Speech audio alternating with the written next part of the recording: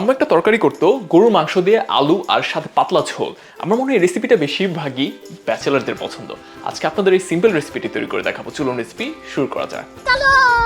আর আম্মুকে আজকে অবাক করে দিব, এই সেম টু সেম রেসিপি বানায় আম্মুর। কি বানাইছি এটাকে কারি বলবো না, তরকারির শুরুতে প্রথমেই আমি 1.5 কেজির মতো মাংস নিয়ে নিতেছি। ভাই 1.5 কেজির প্যাকেট ছিল, ভাবছিলাম একটু ছোট করে কাটি, মানে অলসতা বুঝেন তো একা থাকলে। এরপর 200 গ্রামের মতো পেঁয়াজ দিয়ে দিতেছি। ভাই আমার এখানে দেশি পেঁয়াজ পাই নাই, তাই এখানে তো ইন্ডিয়ান বলে না, এটাকে বলে স্প্যানিশ বা হোয়াইট অনিয়ন, সেটা ইউজ করছি।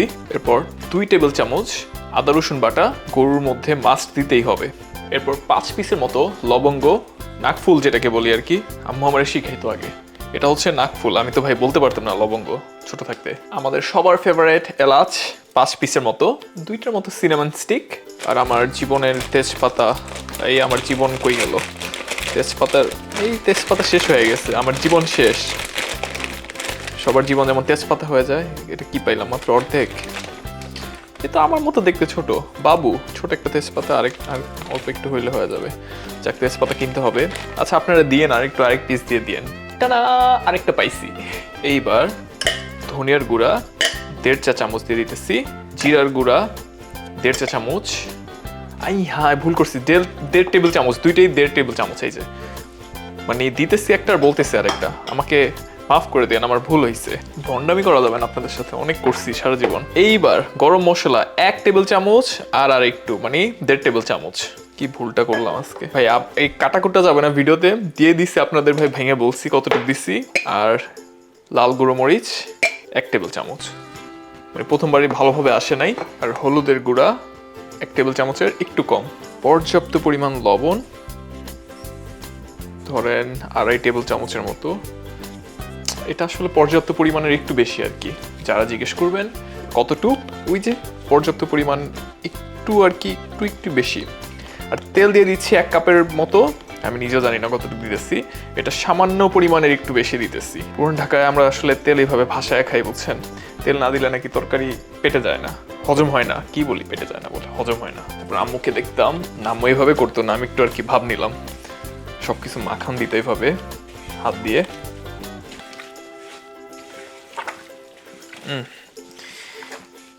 যে সুন্দর একটা কালার, যে কালার আসছে বুঝছেন, এটাকে রেয়ার বইলে এখনই মানে খেয়ে ফেললে। আম্মু আমার পিঠা পুটা ভর্তা করে দিতে, এত কথা বলতেছি রান্নার সময়, চুপচাপ মানুষ রান্না করে। আমারে দেখেন বক বক বক বক করতেই আসি বলে করছি। হইছে, মাখানো হইছে। আর সবার শেষে একটা জিনিস ভুলে গেছি আর কি, সবার শেষে না, কালো গোলমরিচটা একটু দিয়ে দিবেন সামান্য পরিমাণ।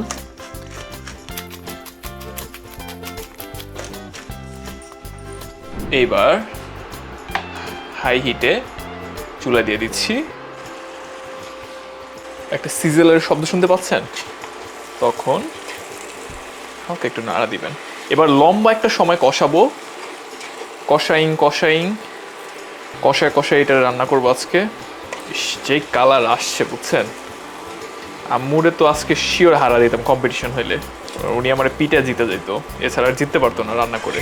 ফার্স্ট টাইমের মতো, মানে মাথা নষ্ট একটা কালার, আমি দেখেই মনে হইতেছিল যে আজকে সেই একটা জিনিস হবে। কোনো কথা হবে না, 10-15 মিনিট কষাবো, শুধু নাড়ার উপর রাখবো মিডিয়াম হাই হিটে আর কি। এখন প্রথমে হাই হিটে দিছিলাম,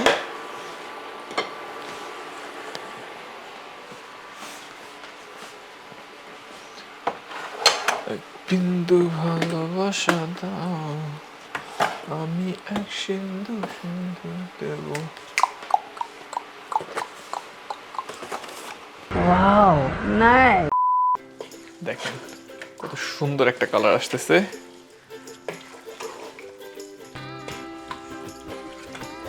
কষাইতেই থাকবেন। দেখেন নিজে থেকে কিন্তু পানি বের হইছে মাংস থেকে, সো পানি অ্যাড করার দরকার নেই কষানোর সময়। এটা আরো কিছুক্ষণ কষাবো আমি। হইছে, অনেক কষাইছি, এবার এটাকে গলতে দিব, মানে একটু রান্না করবো আর কি।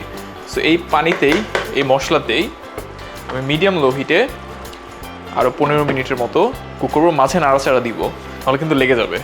A few moments later. যাক, আম্মু ভাই নাড়ান চালান দেয় না, একবারে যে মাখায়া দিয়ে দেয়, তারপর হয়ে যায় মাঝে আলু দিয়ে দেয় আর কি। আমি তো ভাই বেশি ভণ্ডামি করছি, তেলও ছেড়ে দিছে, দেখেন পানি ছাড়ছে, তেল ছাড়ছে, সব কিছু হয়ে গেছে নিজে নিজেই। এবার যেটা করব, মাংসটা যখন 70-80%-এর মতো কুক হয়ে যাবে, দেখেন আলুর সাইজ কি করছে আমি, মিডিয়াম সাইজ আলুগুলোকে 4 ভাগ করে নিছি। এবার আলুগুলোকে হালকা কষাবো, এর মাঝে আমার পানিটা গরম হইতে দিছি। গরম পানি দিলে যেটা হয় যে আপনার তরকারিটা ঠান্ডা হয় না, আর ওই যে মাংস রাবারই একটা ভাব চলে আসে, আর ফ্লেভারটা কমে যায়। সো গরম পানি সবাই প্রেফার করে, সো আপনার কুকিংটা কনসিস্টেন্ট থাকে, যে টেম্পারেচারটা ডাউন হয় না, আর মাংস ওই যে রাবারই একটা ভাব আসে না। সো আমি আলুটাকেও একটু কষায় ফেলি, এর মাঝে আমার পানিটা গরম হইতে হইতে। আজকে আম্মুকে তো শিওর কম্পিটিশনে হারা দিতাম, বুঝছেন। দেখো আম্মু, তোমাকে আমি প্রাউড করছি এটা বানায়।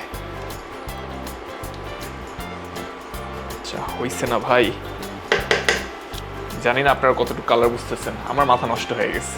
এরপর এর মধ্যে গরম পানি দিয়ে দিতেছি প্রায় 3 কাপের মতো, কারণ এটা একটু ঝোল ঝোল তরকারি, ওই যে থাকে না একটু ঝোল ঝোলওয়ালা।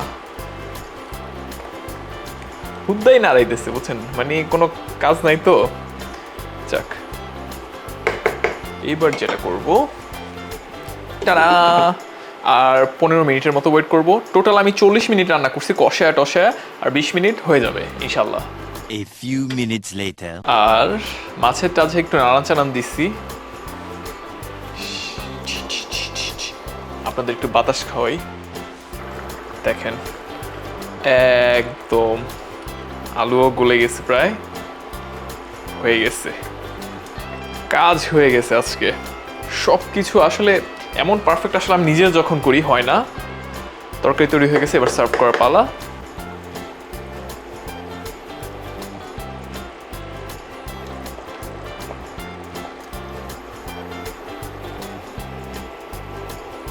বাসায় থাকলে আম্মু শিওর এটার ভাত দিয়ে খাওয়াইতো, মজা করে খাইতাম। বাট আমি ভাই রুটি আর পরোটা বেশি পছন্দ করি। কি হয়েছে, পারফেক্ট ঝোলের কনসিস্টেন্সি। এই ঝোল ঘন হবে না, আবার একদম পাতলাও হবে না, একদম মানে যেভাবে হয় মন মতো, এটাকে বলে মন মতো একদম। কি বানাইছি ভাই, কি বানাইছি, মাশাল্লাহ। এত খাইতে পারবো না, আশেপাশে আত্মীয় স্বজন পাড়ার প্রতিবেশীদের নিয়ে খাবো, মানে হুদ্দাই চাপাটা মারছি। এতদিন পর বানাইছি এত মজার একটা তরকারি, কি হয়েছে। খুবই কষ্ট হইতেছিল এই তরকারি রান্নার সময়। মাংস গলছে ভালোভাবেই, মাশাল্লাহ। বিসমিল্লাহির রহমানির রহিম। অনেকদিন পর আম্মুকে বেশি মিস করতেছিলাম, এই জন্য এটা বানাইছি আজকে।